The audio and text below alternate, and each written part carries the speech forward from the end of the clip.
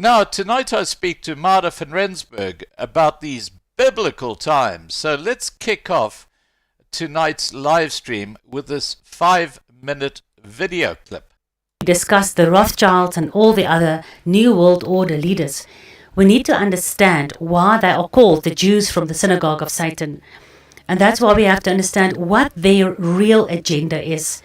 So I'm quickly going to take you through their plans, what they are busy with, and this is a very long-term plan that has started thousands of years ago, but is now in the end days really coming to a close. So the ultimate agenda, or the hidden agenda, is for the Antichrist to rule, and for them, the Luciferian puppets, to be in control. That is the ultimate agenda, to bring Lucifer onto the throne of God. And how will they get this right? Let's quickly have a look. For the Antichrist to rule the world, everyone must take his mark. You remember that Revelation 13 says, he causes all, both small and great, rich and poor, free and bond, to receive a mark on their right hand and their foreheads. And then if you don't take the mark, you cannot buy and sell. And then eventually the whole world will wander after the beast, and they will worship not only the beast, but also the dragon, which is Satan, who gives power unto the beast, and they will worship the beast. How will the New World Order leaders get this right? How will they do it? How will they bring the New World Order in place? They will do it right under your nose, with your approval, without you even questioning them. And we have to understand, for the ultimate agenda and plan and desire of the New World Orders to come into place, for the Antichrist to finally rule the world, there's a couple of steps they have to take. So, what is the first one? Everyone must take their mark. For everyone to take the mark of the beast, it must be mandatory by the one world government. But the one world government, for them to be in control, they need worldwide obedience. And worldwide obedience is only possible with population enslavement via nanotechnology in vaccines, the RF, radio frequency, microchip, your credit score, the cashless system, facial recognition, global currency. Why would humanity even accept this? Well, they just bring economic collapse. They bring the virus. They bring fear. And we believe the world leaders are telling the truth. So through media indoctrination, that is how they will actually get their agenda in play. So I'm quickly going to run through the New World Order agenda. They create the problem. Then there's a reaction to the problem. And then they bring the solution. And the solution ultimately will bring their hidden agenda into place. So what is the problem? Worldwide pandemic. We like to call it a plandemic, right? And then, of course, there's a perceived world health crisis, there's economic shutdown, and there's riots and chaos. We've only experienced a little bit of this during the COVID lockdowns. There is still a massive deception regarding this perceived problem that is lying ahead for us. So what is the reaction to the problem? Of course, lockdowns, masks, and all kinds of rules and mandates, and eventually martial law will come into place. And we know that they control the United Nations. They started the United Nations. They financed the United Nations, so the martial law is under their control. So we've got the problem, the pandemic, and war. Currently, the war is being started by them. I'll show you. And then there's a reaction towards the perceived problem, whatever problem it is. There's many problems they are creating for which they are then bringing solutions.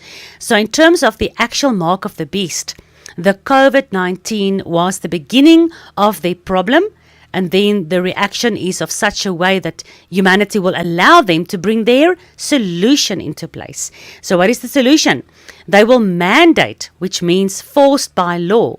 They will force everyone to take the vaccines, eventually the microchip, and for that they need a huge information highway, which of course is 5G, and what's coming next is 6G. And I don't know if we're going to have time to speak about 6G, but that is very, very biblical. Once the solution is mandated or forced upon all of humanity, their real agenda, their hidden agenda, can come into play. And that is, they want a cashless system because they want a one world digital currency. Without that, they cannot do population control. They cannot bring the one world government into authority, and they cannot force the mark of the beast on everyone. And when all this is done, which is their hidden agenda, then the Antichrist can rule. And of course, the Antichrist's puppets, the Luciferian puppets, they will be the ones that are ultimately in control of the whole New World Order plan. That is starting slowly but surely, right under your nose, with your approval, without you questioning them. So to understand why they brought this problem in, you need to understand their hidden agenda. For them, it's all about the Antichrist. That's quite an extraordinary little clip. You've got to agree. And Marta has got a couple of other video clips that I'll be playing during this live stream. They're quite lengthy, but they're very, very informative, and they give you a good grounding in what is actually happening in the world today. And for those of you who watched last night's live stream where we had John Dyson and Peter Munns on, that video has gone viral, and so it should. It's basically about how one of South Africa's wealthiest men, Bernard Glazer, basically had his fortune, well, it was kind of captured by one of the world's biggest mining houses after he was poisoned in 1984. And this is how the assets and the wealth of us lesser beings, including billionaires, are being captured by the World Economic Forum and the elite. Right, let me get Marta on so we can get this show on the road. Here we go, guys.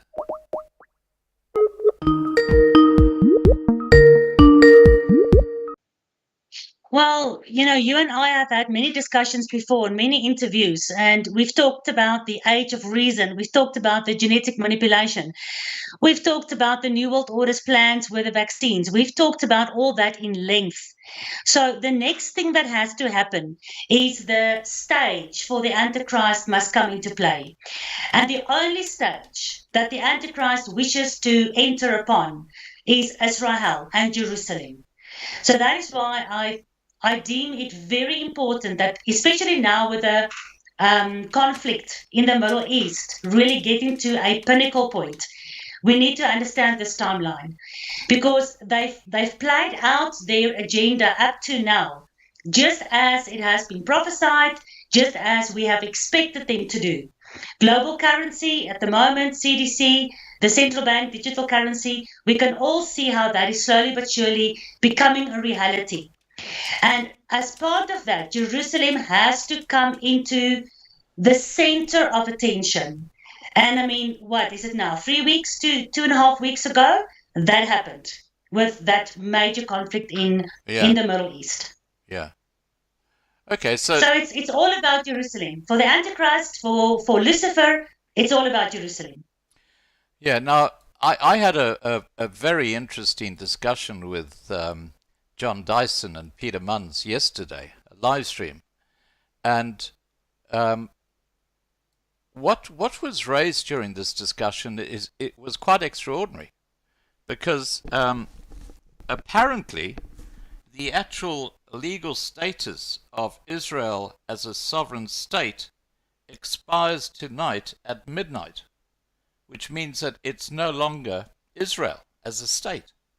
And the discussion partly from last night's live stream was the reason Israel basically brought on this war and allowed Hamas, as we know, to come into Israel without being stopped, was because they needed to be in a war situation, because that would detract or distract people from the fact that Israel actually has no legal status from the 1st of November.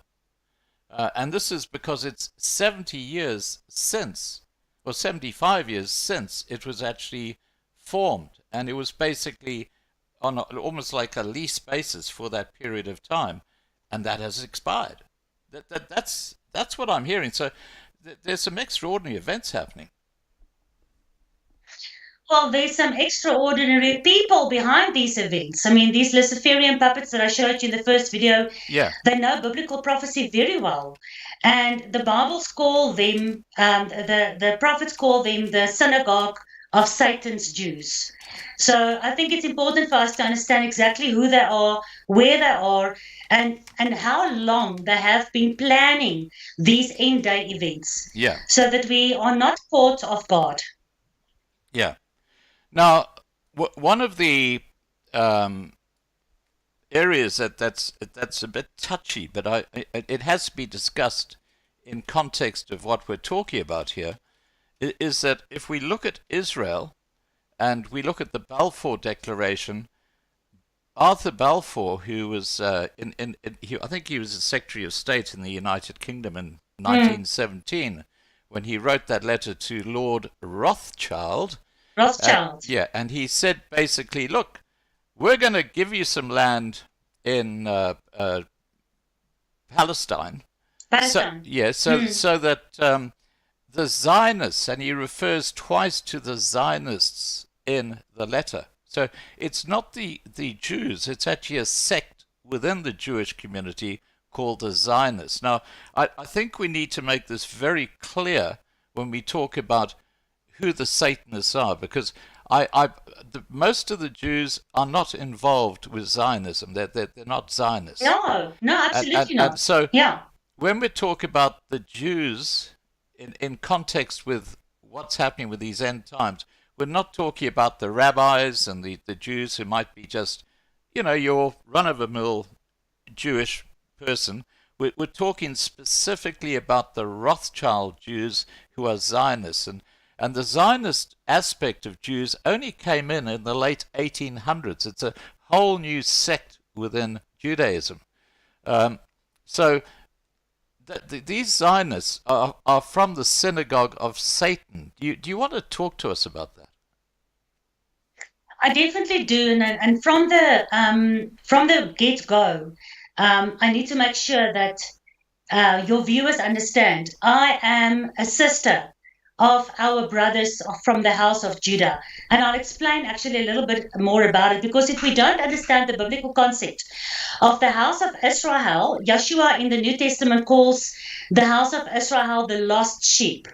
If we don't understand the difference between Israel and Judah, and within Judah, if we don't distinguish between the man, woman, and child that believes in the God of Abraham, Isaac, and Jacob, and we don't distinguish them from the Zionists and from the synagogue of Satan, then it sounds like we are against all Jews. That is not the case. There's a lot of innocent Jewish people really suffering, just like they did in World War I and World War II. The innocent Jews are always the ones suffering because the leadership are from the synagogue of Satan, and they don't give a damn about their own people. They will sacrifice them. We'll get to that. I want to show you how the Holocaust was a sacrifice. But we have to understand the hidden agenda from the Jews of the synagogue of Satan, and it's threefold. So can I continue with that? Can I start? Ahead. Because it's quite a lengthy. It's going to be quite a lengthy discussion. Yeah. Basically, the hidden agenda, when they've created all their crises and their wars and their pandemics and everything they're busy with, the technology, they want to bring humanity under the control of the illuminated ones. So the Jews from the synagogue of Satan is basically the illuminated ones. That's why they joined the Illuminati. They want to control and dictate the behavior and the worship of humanity towards Lucifer. And this, of course, we can see in the book of Revelation. And then they want to rule the world from Jerusalem, not from New York or from London. They want to rule from Jerusalem because they have to counterfeit the biblical Messiah. That is the thing that is the biggest to understand for people who love Jerusalem, for people who love the God of Jerusalem, and for people who love the Messiah of Jerusalem. They want to rule from Jerusalem in Israel because that is Lucifer's wish. He needs to take the place of God. And then his whole agenda will be complete. So I need you to also remember, when we look at the book of Revelation, it talks about the new Jerusalem that comes out of heaven. And the Bible says God declares the end out of the beginning in Isaiah 46 verse 10. So in the end, we see Jerusalem in the book of Revelation. And if we go into the beginning of the Bible, we go to Genesis, we find Melchizedek, which means Melech Tzedek, the righteous king, who's also a high priest. And he's the king of Salem, Jerusalem. So we've got Salem in Genesis, Jerusalem in Revelation. The beginning and the end, everything revolves for God around Jerusalem, but so it does for the Antichrist. And somewhere in the middle between Genesis and Revelation, we find Messiah that stands on the hill overlooking Jerusalem, and he says, "Oh, Jerusalem, Jerusalem, you who kill the prophets and who persecute my children. How many times did I want to gather you under my wings like a mother hen? But you don't want to. Therefore, your city will be left to you desolate." Now, that desolation means there'll be a time that Jerusalem is without God. And that time is when the Luciferians will control Jerusalem and will bring the reign or the kingdom of darkness into worldwide religion. So before we can talk about the Rothschilds and all the other Jews from the synagogue of Satan, we need to understand what their agenda really is. And I hope the video that I played for you gave you a quick preview of that Luciferian agenda. For them, it's not about, it's less about the vaccine than what it is about getting all of humanity into this direction where they will worship the Antichrist in Jerusalem. And it's totally impossible for me, Scott, with one interview to even scratch the surface of how ancient and diabolical these New World Order rulers are. So I have links to many documentaries, and I will give you these links that you can maybe post onto your website as well for your viewers to study if they are interested in finding out more. I will give my website details as well, and these links will be on the website. Right. But just a short summary, Scott, of what they can learn. If somebody needs to understand this, they need to watch these other videos as well. Just on this one Luciferian family, just the Rothschilds, we don't even touch on the other families yet. You can't imagine how deep this rabbit hole really goes. But there's a couple of videos called the Rothschilds Global Crime Syndicate. And it goes about the Rothschilds as the banking family, about the Rothschilds confirming that they created Israel and that Israel belongs to them. And the dynasty, they are the only trillionaire dynasty in the world, and how they, through banking, control the world. So these video clips and the links I'll give to you, Scott, whenever you're ready, and then you can give it to your viewers to watch as well. But the Rothschilds, who's just one of the ruling Jewish elites, no time to go into all the families, but if we go into the Rothschilds, it will give you a great idea and understanding about the rest of the families as well. So talking about the Rothschilds now, who are they? What do they want? And where did they actually come from? So I'm going to go back into history for you a little bit. They have their fingers in every world war. So World War I, World War II, and the coming World War III. They have their fingers in each one of these wars. And this can be traced back as far as Napoleon. Every crisis, 9/11, 9/11 was a stunning example of a real concealed crisis. Every international agency, every government in every country, no matter the religion, whether the country is Muslim or Christian or Jewish, no matter the religion, every government is controlled by, let's call them the Illuminati for now.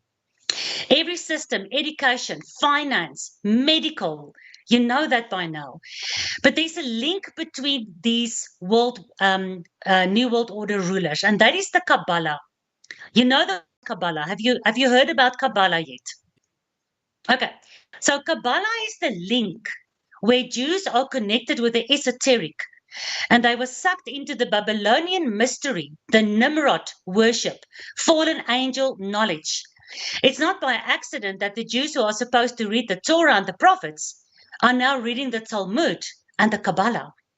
It's the doing of the satanic elite Jews who systematically stole the tribe of Judah. That's where we distinguish between the normal Jews. They are called the tribe of Judah.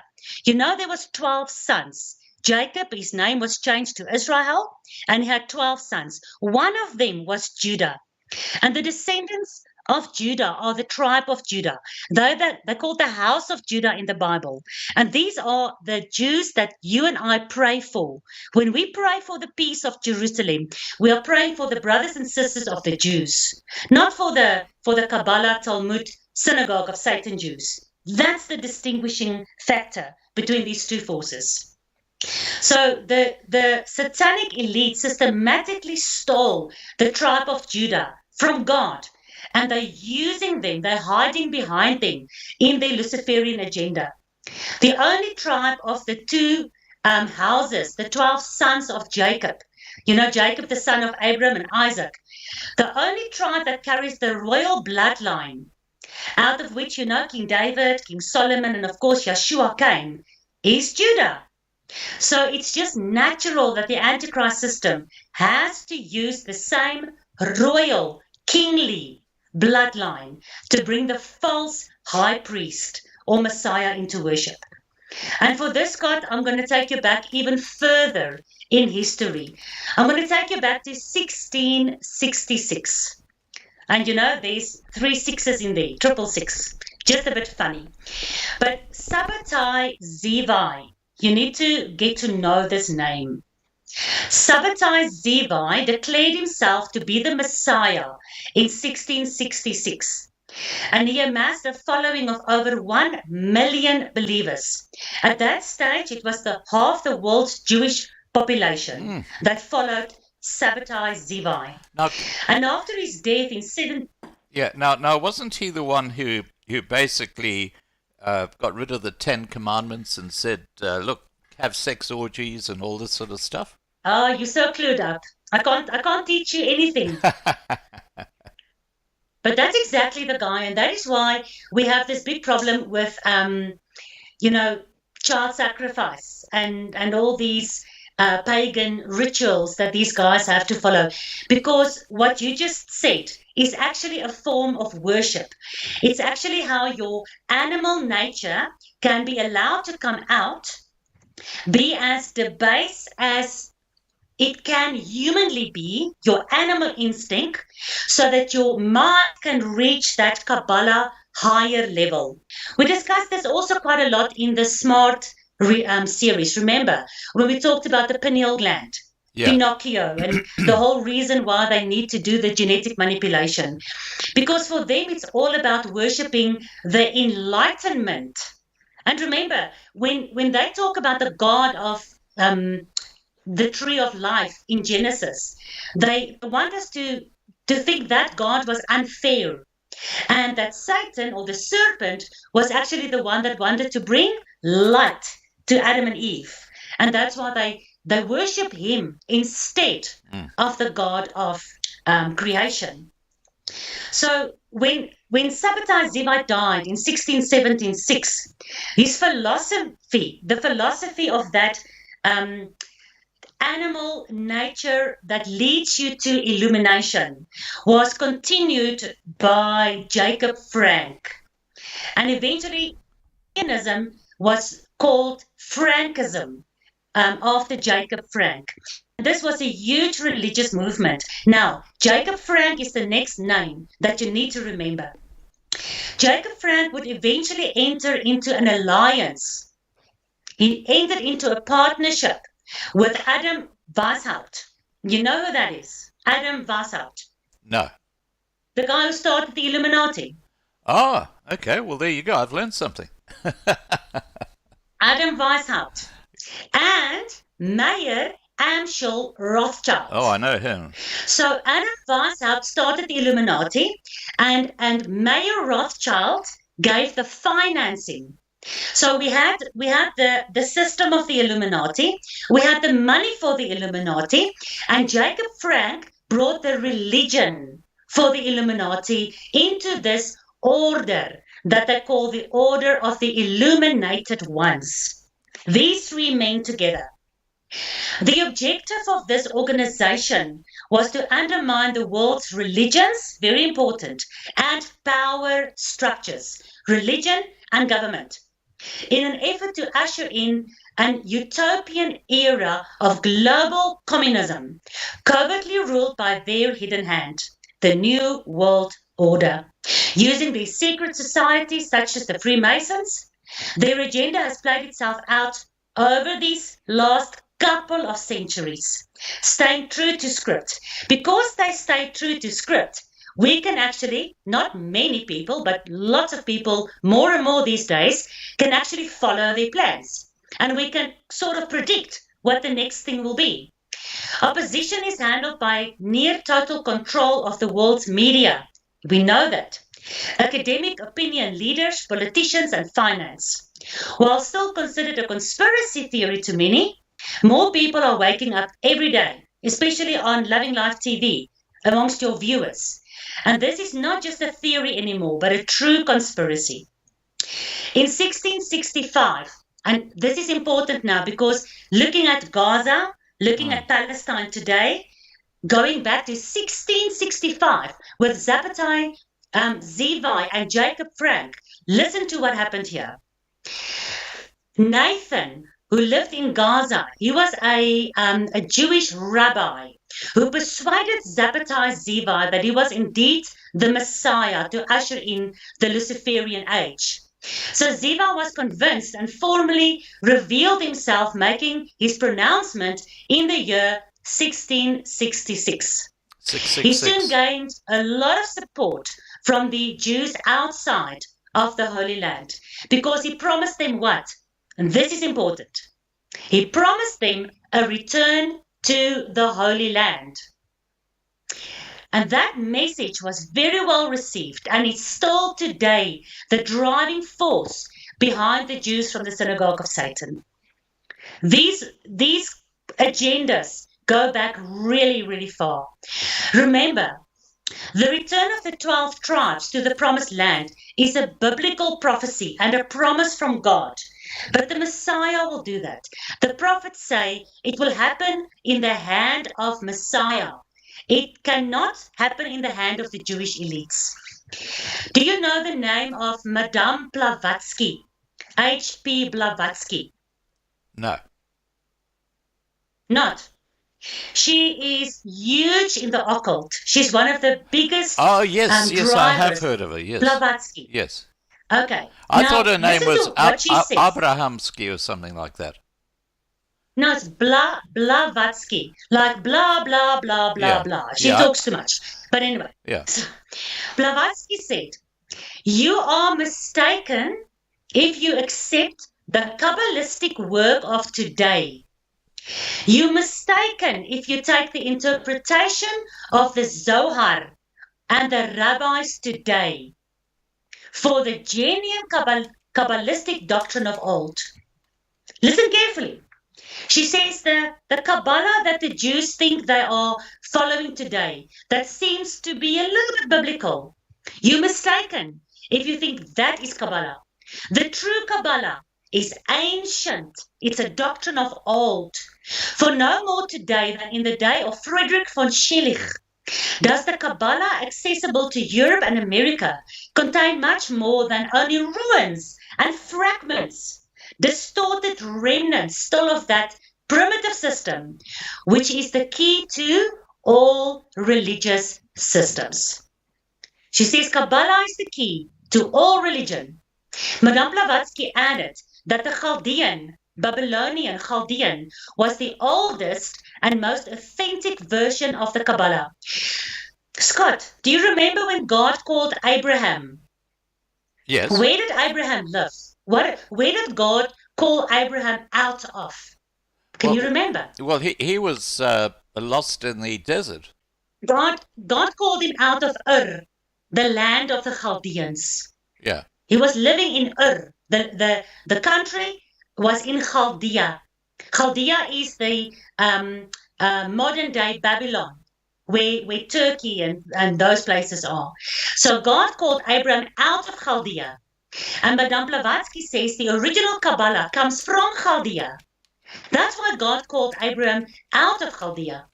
And you also remember that in Revelation, God says to his people, when he talks about the whore of Babylon, he says, come out of her, my people. So this movement of coming out of the Chaldean, esoteric, occult, Babylonian system, just like Abraham, just like the saints in the book of Revelation, is very important. Because if we understand the ancient origins of Kabbalah and how that roots into the tree of knowledge of good and evil of the serpent Luciferian system, then we know to be obedient to God, to listen to his voice, to follow the way. Yeshua says, I'm the only way back to God.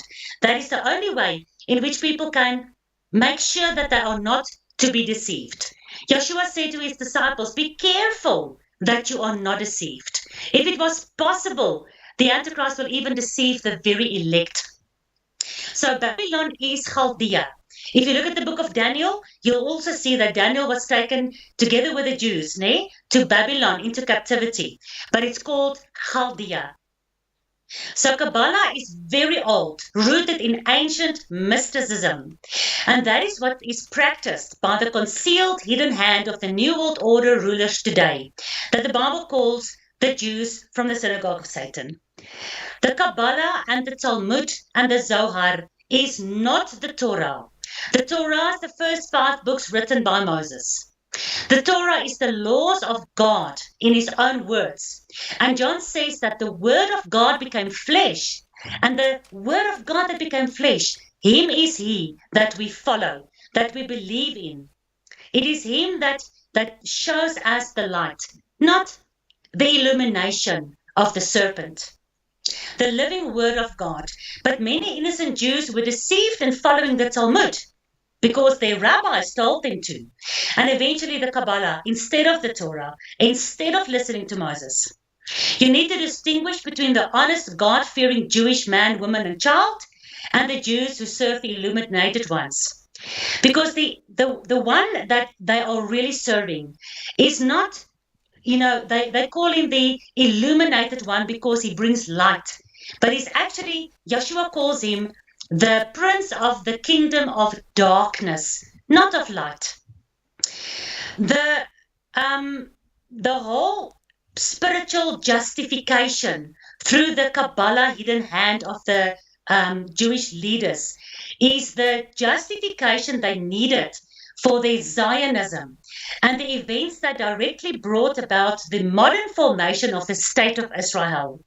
So the State of Israel is not the same as the nation of Israel. I want to say this again, and I'll show you this. The State of Israel, it's just like the, I'm not sure if you know about this, but the Republic of South Africa is different than South Africa. Do you know that? Have you heard about that yet? Yes, I know that South Africa is a corporation. It's not actually a democratic country. Yeah. Lovely. So I don't have to elaborate on that. No, we actually talked about that last night. Oh, fantastic. I must watch that video on your website. So the State of Israel is not the Israel of the Bible. Yeah. The psychology of the radical Sabbateans, remember Sabbatai Zevi. So the followers of Zevi is called Sabbateans. They who followed Sabbatai Zevi, they were utterly paradoxical. Essentially, their guiding principle was, whoever is as he appears cannot be a true believer. In practice, these Luciferians must profess another faith to the world than the real faith they are following. So basically they are saying their true faith or their true religion or their true agenda must always be concealed. This was part of the philosophy of Sabbatai Zevi.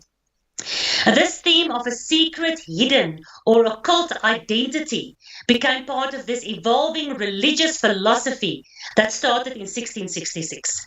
In essence, a true act cannot be committed publicly before the eyes of the world. And that's very clever. That's exactly how they got it right, to suck in many people into this cult. So if you're not born in one of these families, in one of these bloodlines, then you are sucked into the cult. And it becomes part of your worship to conceal your true meaning and the purpose and agenda with what you're really busy with. And that's why all the secret societies are so successful.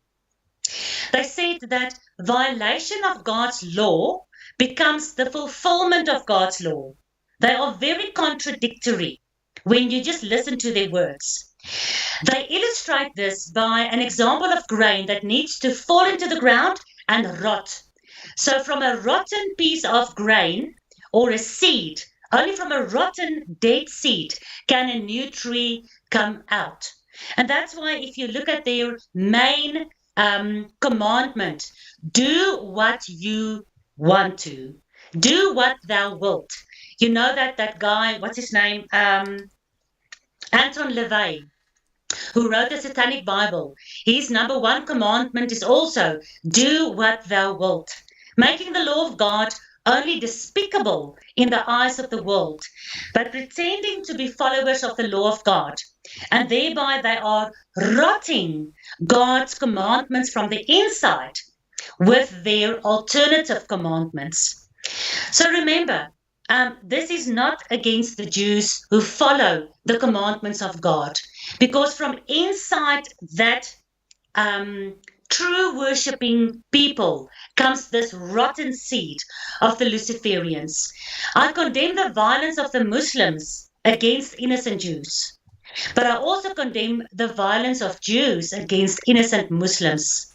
For both sides, Muslims and Palestine, Muslims and Jews, there are ample witness that they are concealing a lot of the stuff. Like you said yourself, you guys know that the Muslims were allowed to cross the border for 6 hours before the IDF was told to go in. Yeah.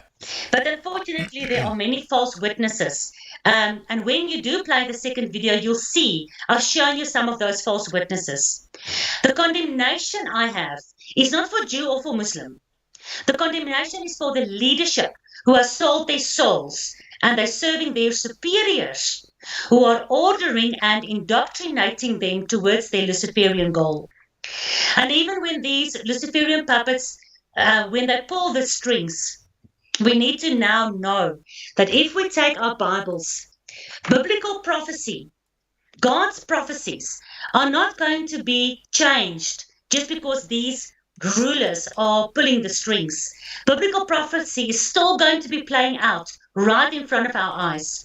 Because of the tribe of Judah's transgression against God's law, God warned them of violence and destruction. Do you remember at Mount Sinai, when Israel gathered around the mountain when God gave the laws? Then they worshipped the golden calf. I don't know if you know this, Scott, but can you remember exactly how many people died during that transgression of God's law around Mount Sinai?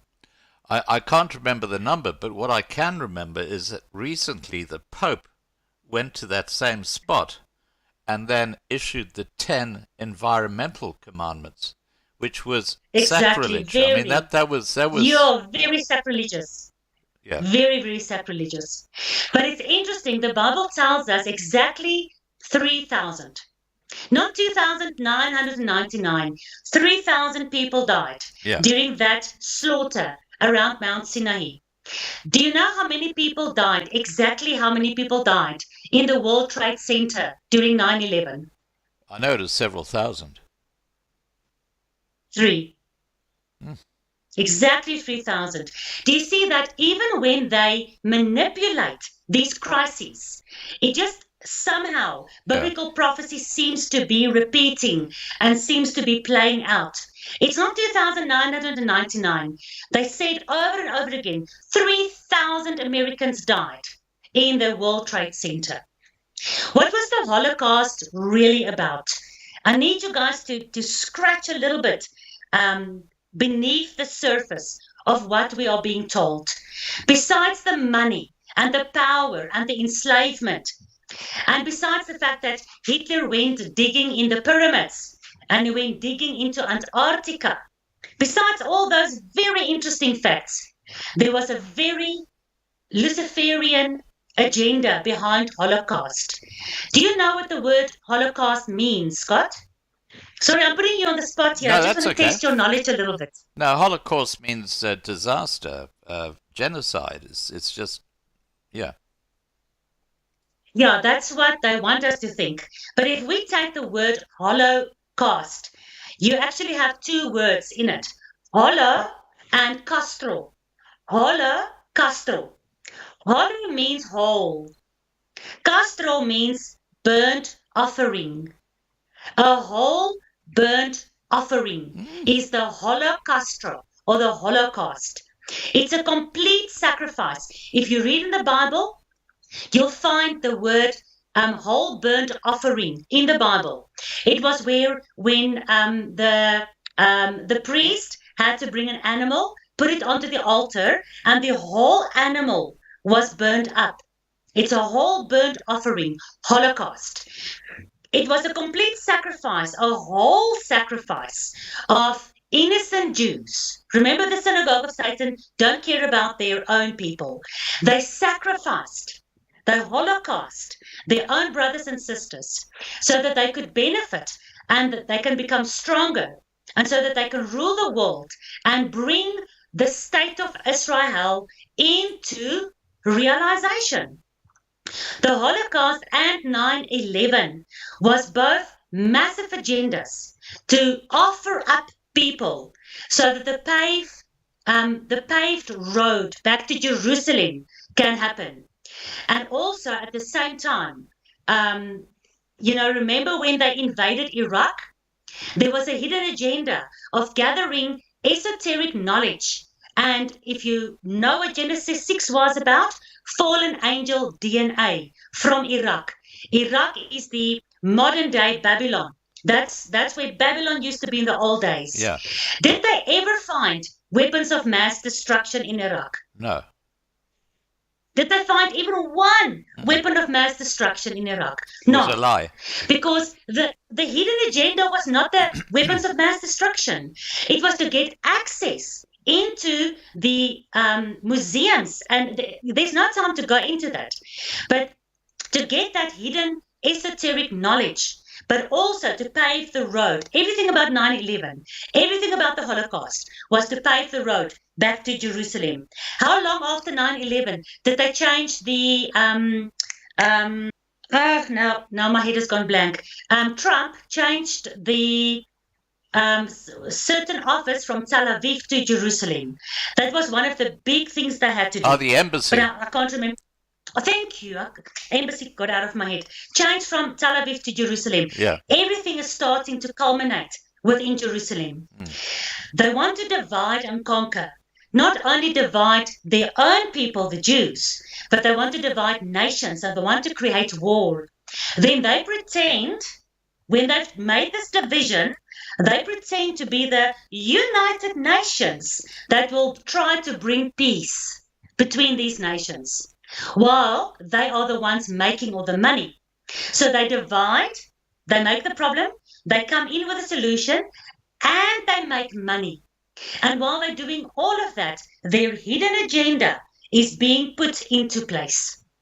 All the time, it was the ultimate prophesied will of Yahuwah, the God of Abraham, Isaac, and Jacob, that is being played out. And Satan knows that. And because Satan knows that he must follow biblical prophecy, he can't use Satanists. He can't use people that doesn't seem to be the people of the Bible. That's why he had to steal the royal bloodline of the house of Judah. But for that to happen, for the Antichrist to come out of God's royal tribe, there must be a one world government, one world money system, one world religion. And all of that must rule from Jerusalem, not from London, not from New York.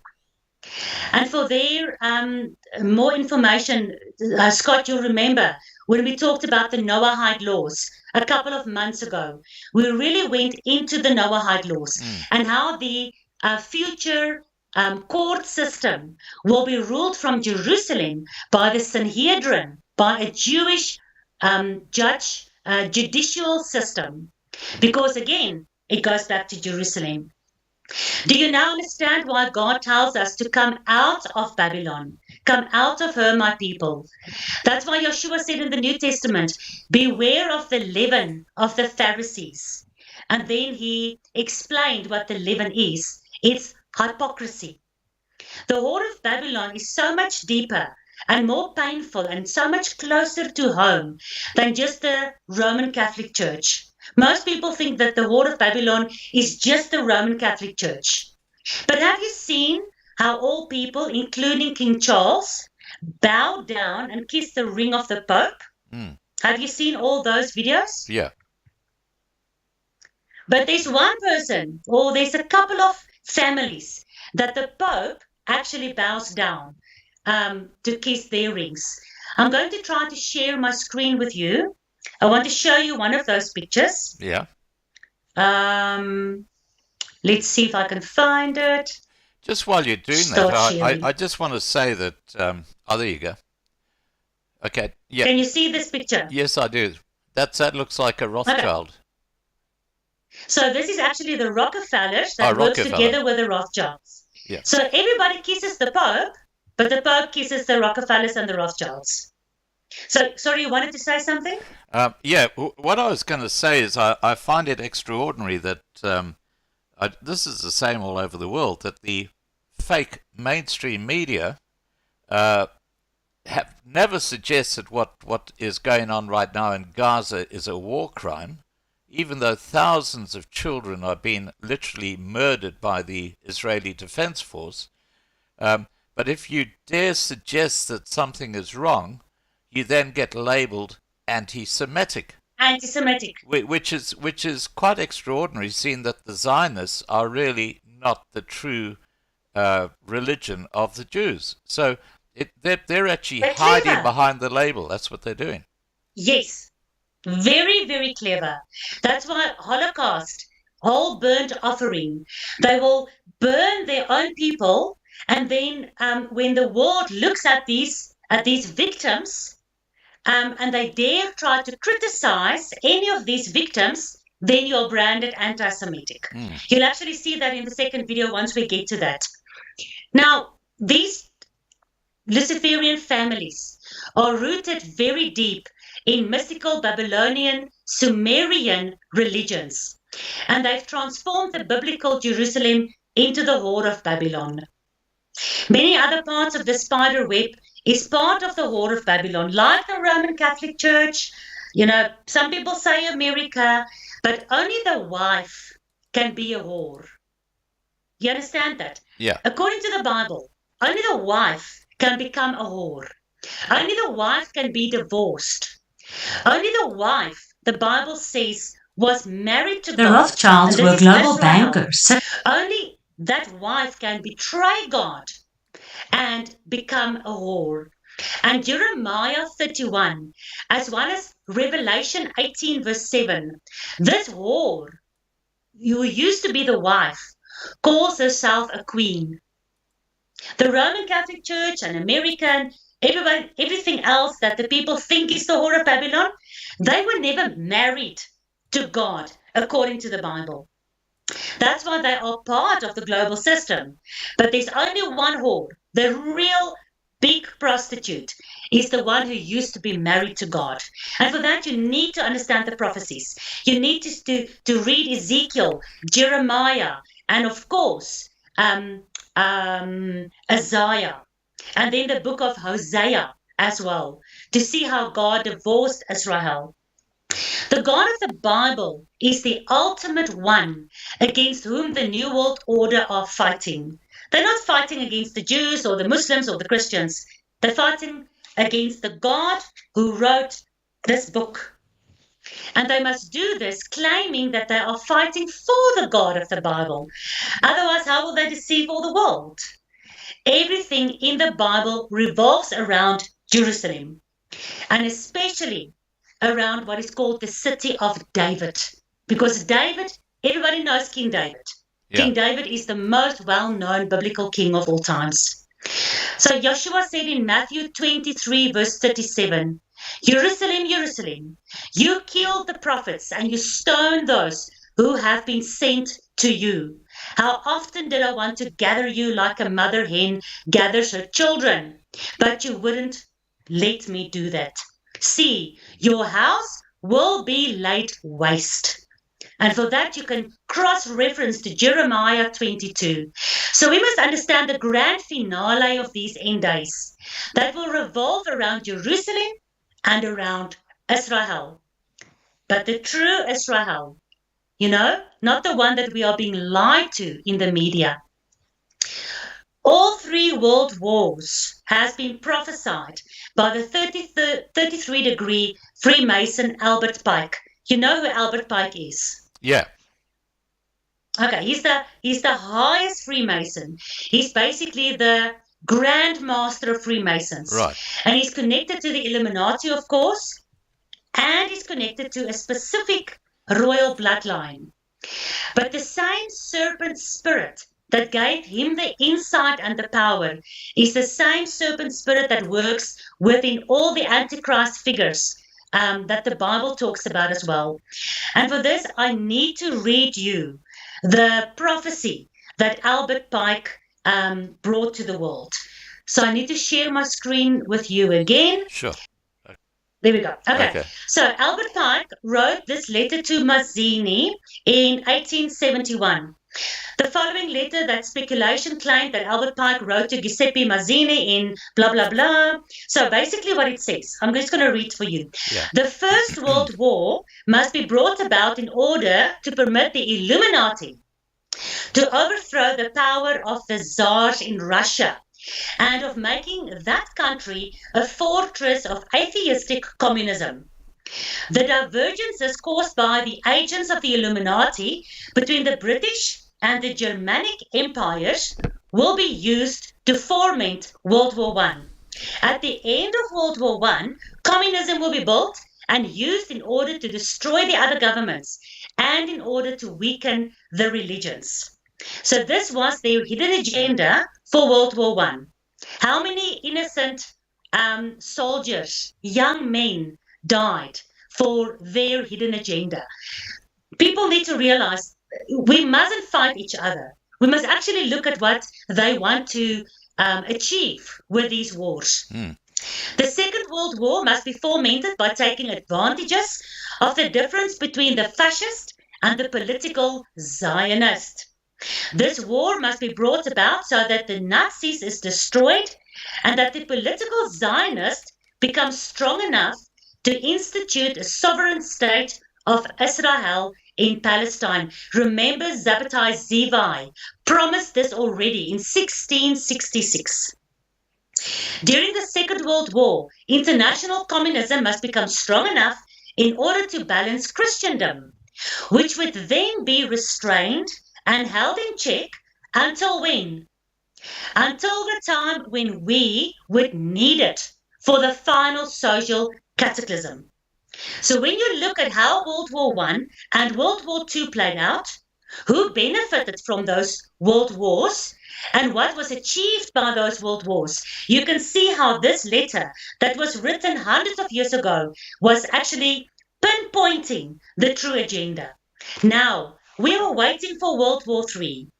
Let's see if they are going to follow their guideline that they fomented for themselves. The Third World War must be fomented by taking advantage of the differences caused by the agents of the Illuminati. So it's the agents of the Illuminati that is causing the differences between political Zionist and the Islamic world. There weren't actually differences. I'll show you some of the videos of Jewish rabbis as well. The differences or the problem or the conflict was brought in by the hidden hand of the agents working undercover in the secret societies. So the war must be conducted in such a way that Islam and political Zionism mutually destroy each other. Meanwhile, the other nations Australia, South Africa, and America, once more divided on this issue, will be constrained to fight to the point of complete physical, moral, spiritual, and especially economical exhaustion. So remember, it's a world war. That means all the nations of the world will take part in this war. And that is how I see that you've taken your phoenix off your introduction. During one of our previous sessions, I showed you the phoenix. Yes. There's still a bit more of the phoenix coming out now. But the phoenix can only rise upon the ashes of a destroyed world. So that's why all the nations must fight in this war. They will be divided either with the Muslims or with the Zionists, and they will not only morally but also financially exhaust themselves. And then the Illuminati will unleash the annihilists and the atheists, and we shall provoke a formidable social cataclysm, which in all its horror will show clearly to the nations the effect of absolute atheism, origin of savagery, and the most bloody turmoil. Then, so I'm just going to pause here for a second. Remember Second World War? They said they will keep in balance Christendom until the time is ready for the social cataclysm. So now here in World War III, they will provoke the social cataclysm. And then everywhere, the citizens obliged to defend themselves against the world minority of revolutionaries, people like you and I will be called revolutionaries. They will exterminate those destroyers of civilization and the multitude who will be disillusioned with Christianity, whose deistic spirits will from that moment be without compass, without direction. They will be anxious for an ideal, but without knowing where will they find this ideal.